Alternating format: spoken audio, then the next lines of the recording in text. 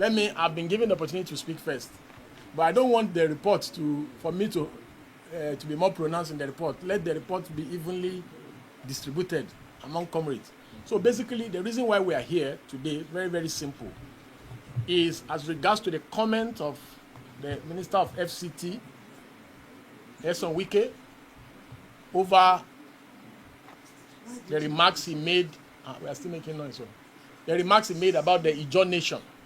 Very unpleasant remarks about the Ijaw nation, saying that Ijaw are minority, and saying that, in fact, he doubled down when he went for a Thanksgiving in Rivers by saying that Ijaw only gets involved in criminality, and oil bunkering and some other stuffs. It is very shameful indeed to have had these remarks. For him to have referred to the Ijaw nation as a minority is truly, truly, truly sad. Because one will begin to wonder, when did Wike become an intellectual to start talking about issues of history, or issues around ethnic nationality? Who appointed him as a historian? He does not have the credential, the capacity, or even the quality of intellect to comment on such subject matters. If it was about identifying 21 years or 28 years or different types of whiskey, then he will be most qualified. But in terms of his historical issues around ethnic nationality, he does not have the credentials to do so. The Ijaw nation is the fourth largest ethnic group in Nigeria. Fourth largest ethnic group in Nigeria. For anyone to say anything to the contrary means is that the person is deluded, the person is ignorant, or intentionally mischievous. It's important to note that even in Rivers State, where the Honorable Minister comes from, the Ijaw nation occupies about 12 local governments in the state. 12 local governments in the state. And the Ijaw nation is represented in almost every state in the Niger Delta. In Rivers State, for instance, the Abua local government, partly occupied by Ijaw people. Then Ahoda West, partly occupied by Ijaw nation.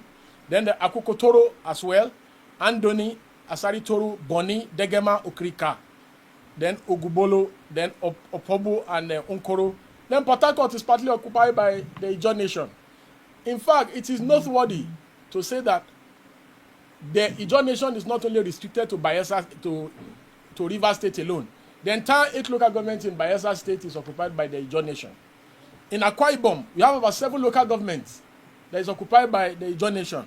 We have the Eastern Obolo, Ibeno, Umbo, Oron, Ofong, Uruka, then Okoba, and Udong Oku. In Delta State, we have about 6 local governments occupied by the Ijaw nation. We have Bomadi, we have Burutu, we have Pantani, we have Warri North, we have Warri South, we have Warri Southwest, all occupied by the Ijaw nation. In Edo, the Ijaw nation partly occupies 2 local governments, just like in Ondo. In that Edo, 3 local governments in Edo. In Ondo, 2 local governments. In Ondo, we have Esaudo and we have Odigbo local governments occupied by the Ijaw nation. While in Edo, we have Ikpobaoka, Ovie Northeast, Ovie Southwest, all occupied by the Ijaw nation. So for any whiskey-taking person to infer that the Ijaw nation, the almighty Ijaw nation, is a minority is truly laughable.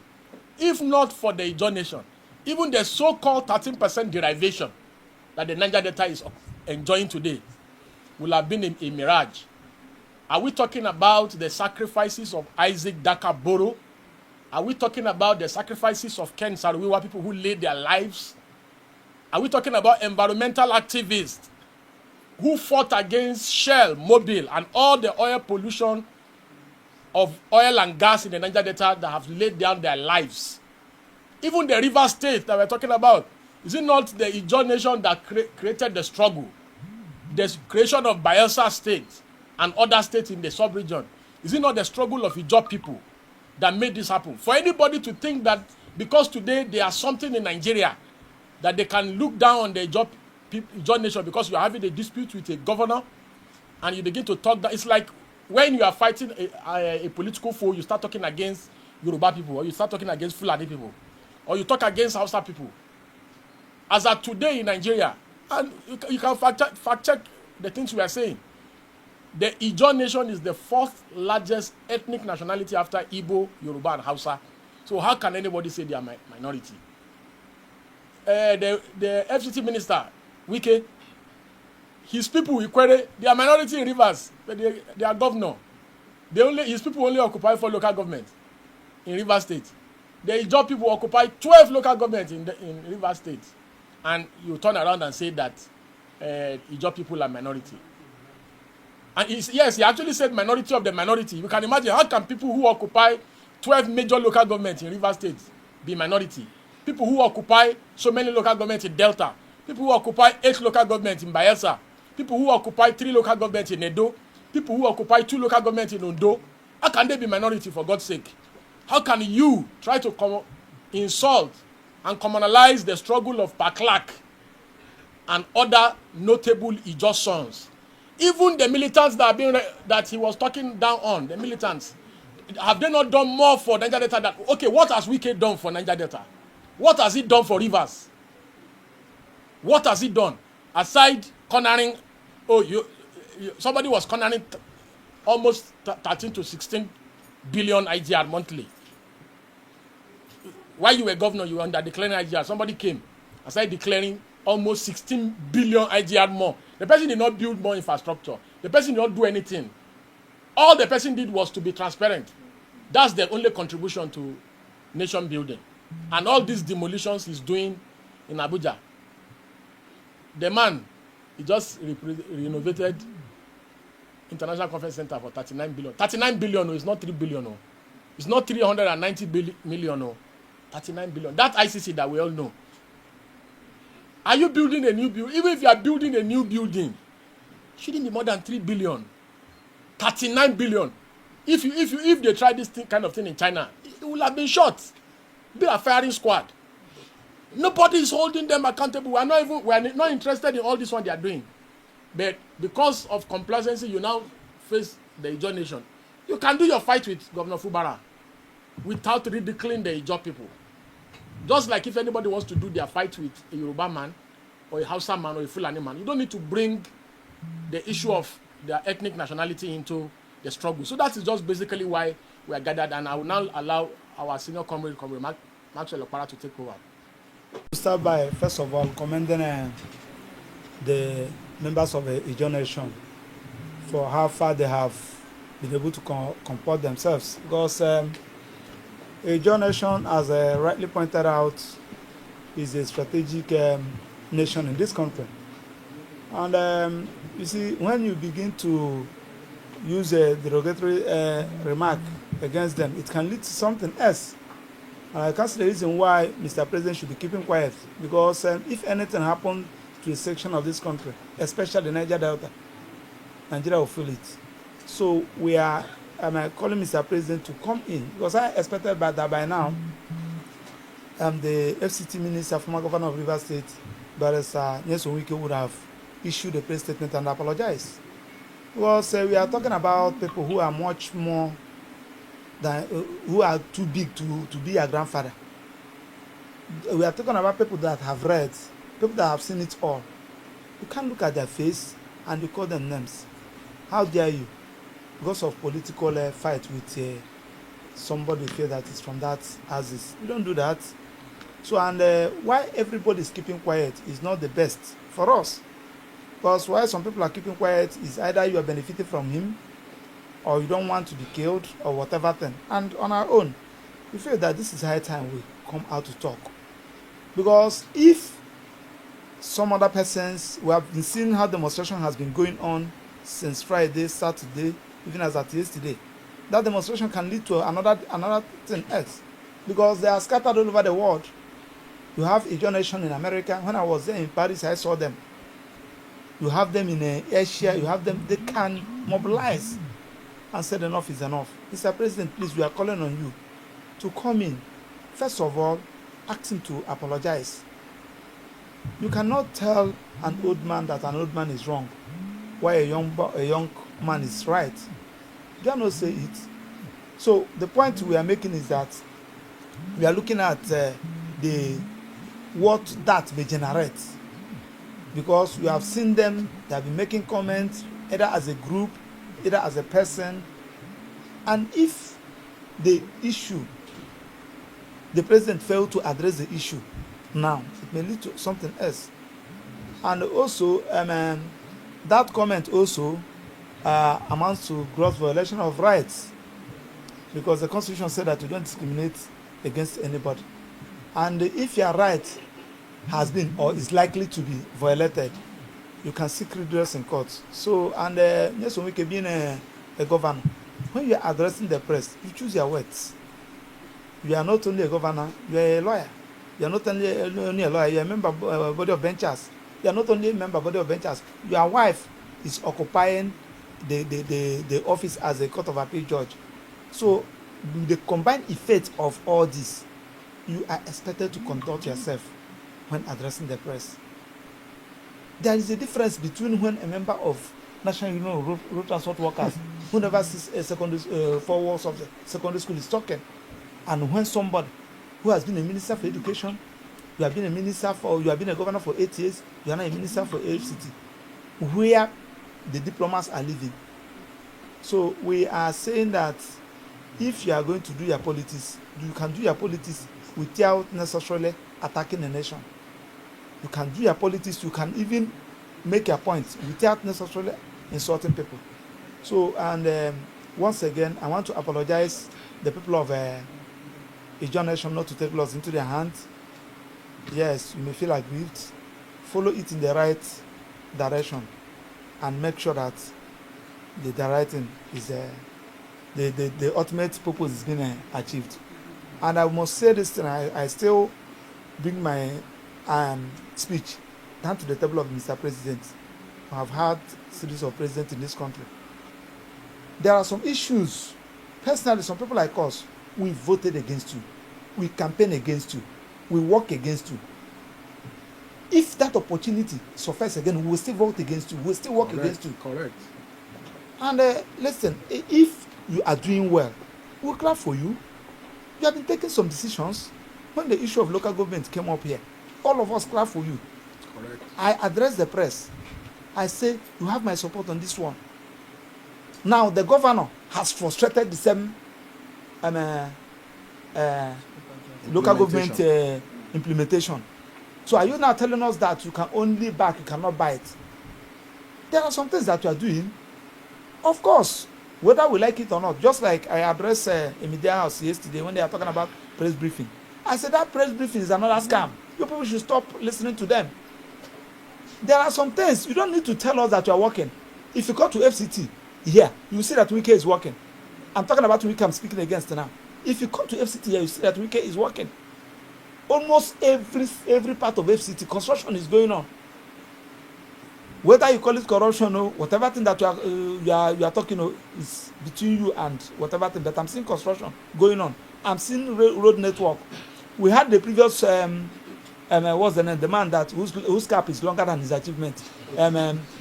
Mohammed Bello. Under Buhari. He just came and wasted our 8 years. But the few months Wike is in FCT, he is working and we are seeing it. Wike don't even need any press briefing to tell us that something is happening in FCT. So, but Mr. Nyesom Wike, most of the times you watch your speech. You cannot win every fight. On a very serious note, there are the way this thing is going. If you have a good case and challenge it from a very wrong angle, you will lose it. If you watch what is happening, you are losing your supporters day in, day out. The only people that are calling your supporters, those that are getting something directly from their pocket. So I call once again Mr. President to come in, hear the what's their name, Pande for the people of Ijaw.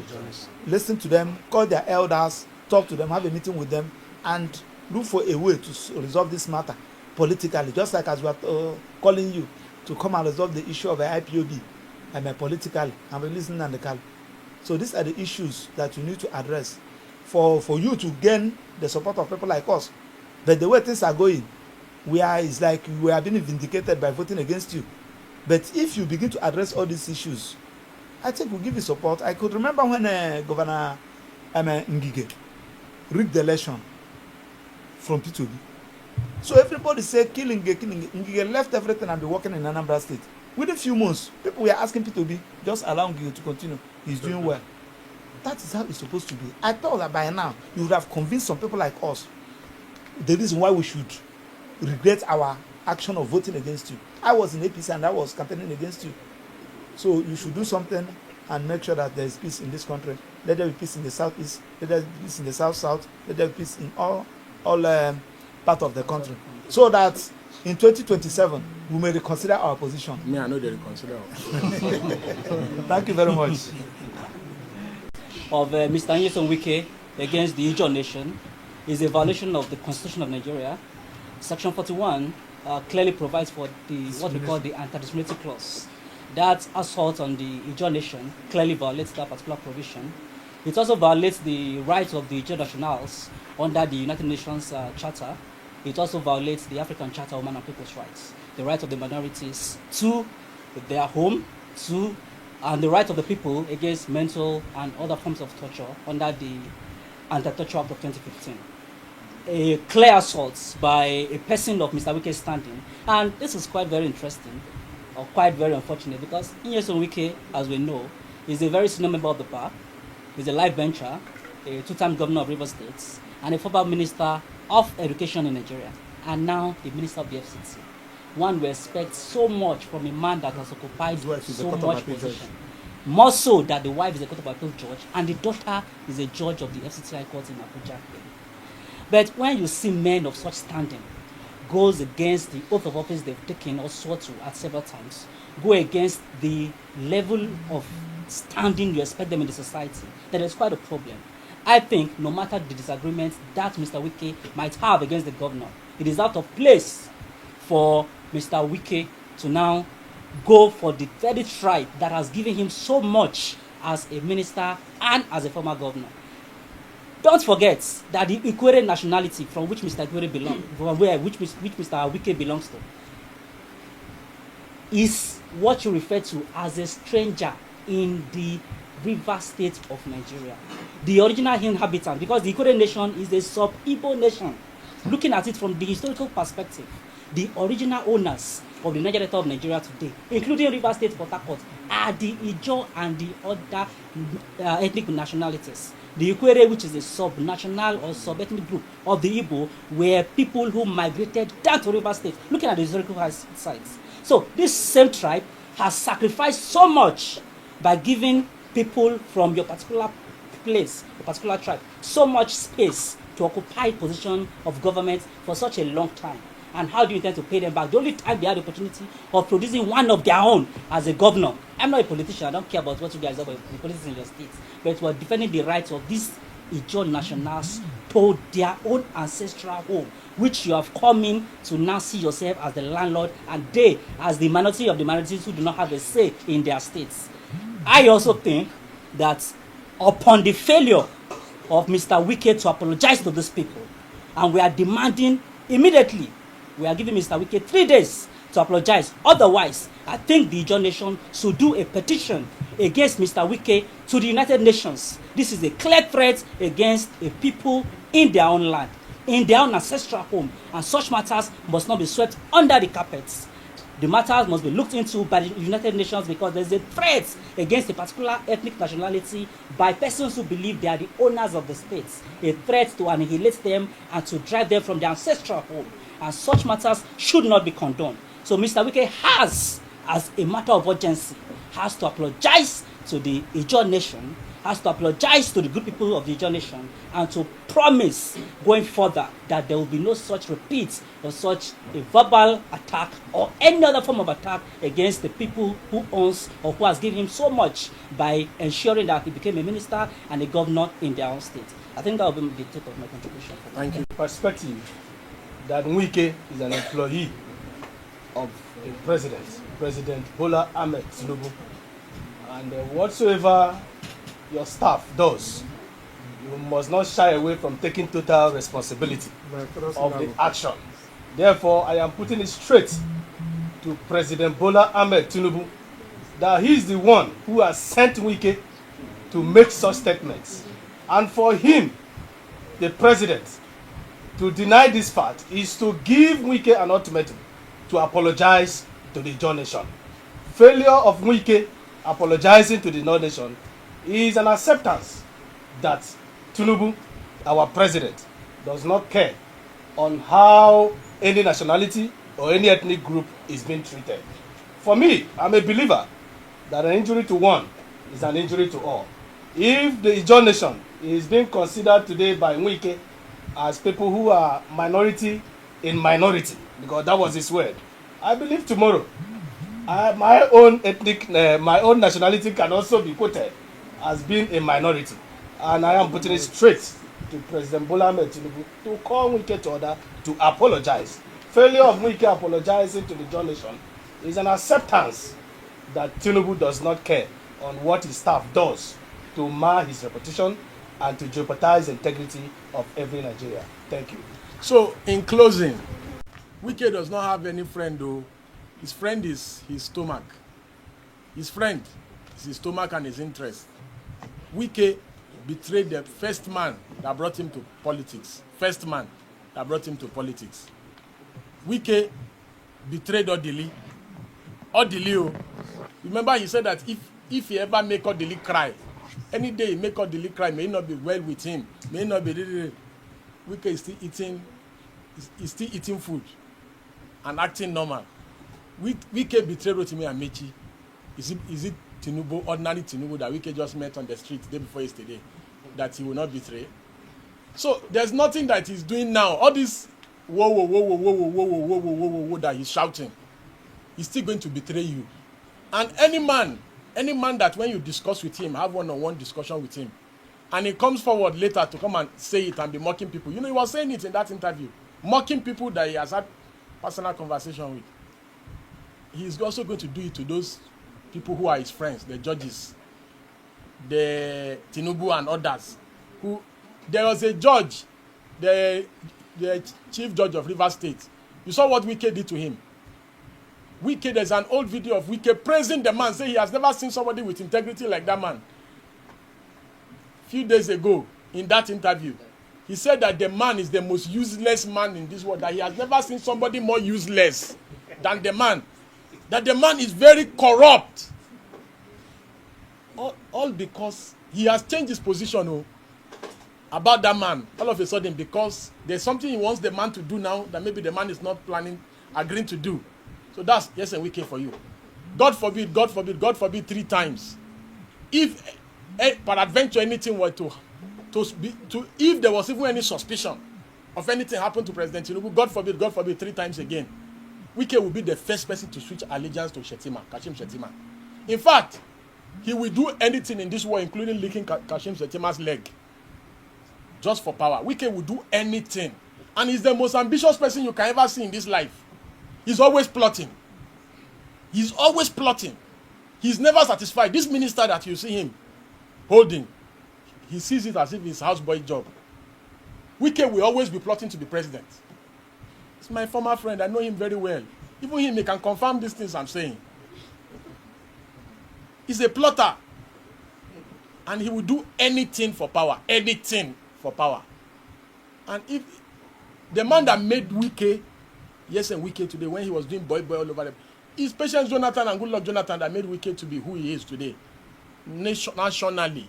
Without them, Wike would never have been president. But it is that same Ijaw man and the Ijaw woman that made him to be president that Wike is telling us to be governor. That Wike is telling us that what is Ijaw? Which Ijaw? Minority of the same Ijaw that Wike was carrying umbrella for. Wike was carrying umbrella for Jonathan, running up and down the villa,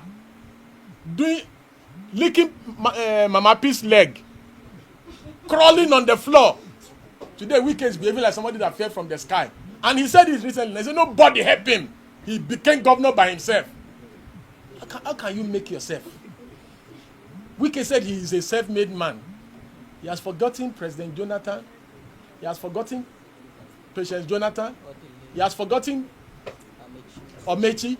He has forgotten Amechi. He has forgotten his first boss that made him local government chairman.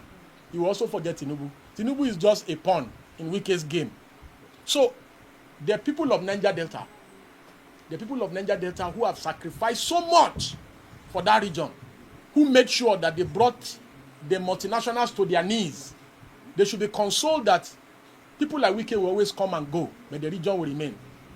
The militants who fought against issues of pollution and all these things, because those are the issues. Isaac Dakaboro said, we cannot be living like animals when these resources is in our backyard.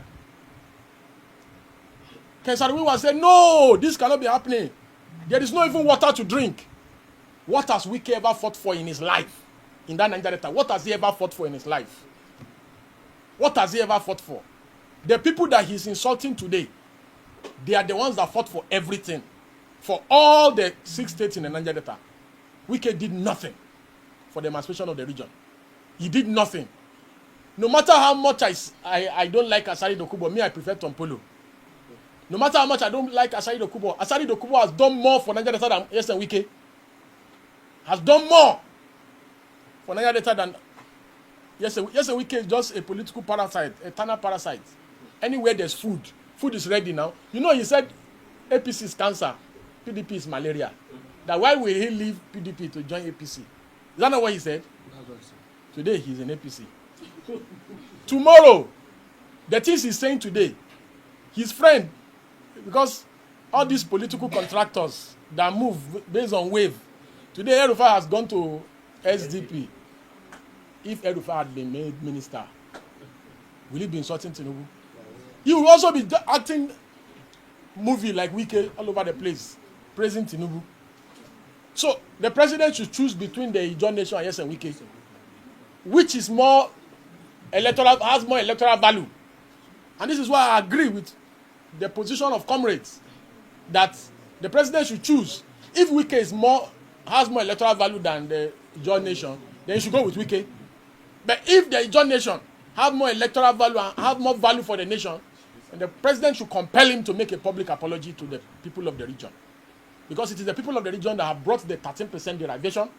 It is the people of the region that brought NDDC. Almost anything you see in that region, in that Niger Delta, it is Ijaw nation that brought it. It's not Ikwere. Ikwere is only 4 local governments in the River State. They are the people that are minority of the minority, not Ijaw. How a statement of this caliber should say is that this is what I said. But if you people misunderstood me or I was taken out of context, I'm sorry, I apologize.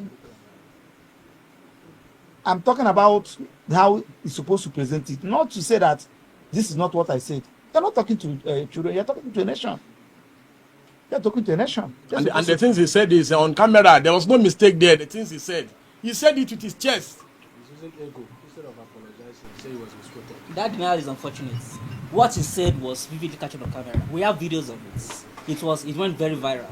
So for him to now come and deny the exact thing that's on video that the whole world has seen and is now condemning, his only response to same is to come out and deny. I think it is the lowest step expected of a man of his standing. What he should do, which we expect every man of honor to do in this instance, is to come forth and said, probably I was acting under the influence of alcohol. I am sorry, please forgive me. Going forward, I won't do it again. But to come forth and categorically deny that which the whole world has seen and the entire world is condemning is most unfortunate. What he owes us at this stage is not a denial of what he has said on tape. What he owes the Ijaw nation is a categorical apology for his errors he has made. To err is human, to forgive is divine. He's not above mistake. All of us are not above mistakes. But the moment you make a mistake as a man, own up to it. And with your full chest, apologize so we can move forward. The process of impeachment has its own process. If they complete the process and they have their way, let them impeach. But if they cannot have their process, we don't want to comment more than that. Yes. Which other question on Ijaw nation? Yes, the threat they are making. Yes. What is your own reaction? That is the essence of this. It's like it's only Wike, but the Ijaw nation too is threatening the entire economy of Nigeria. What do you have to say about that? Is that good? I think that's the essence of. Basically, you have seen the relative peace the relative peace in the Niger Delta since the amnesty program. There has been relative peace. So if somebody is trying to jeopardize the peace in the region by making inflammatory remarks, which is what Wike has done, there has been peace in the region. You have seen the position of agitators all over the region.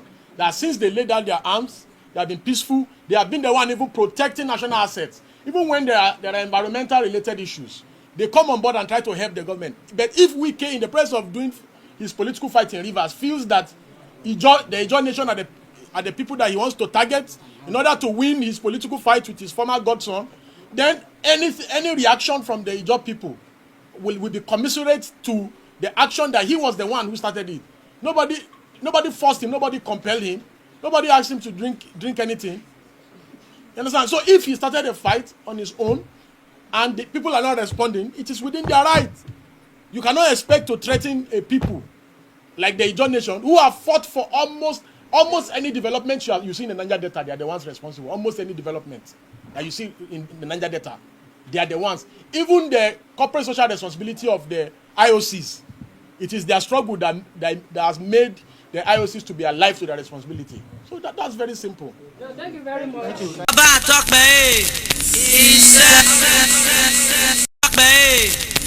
said.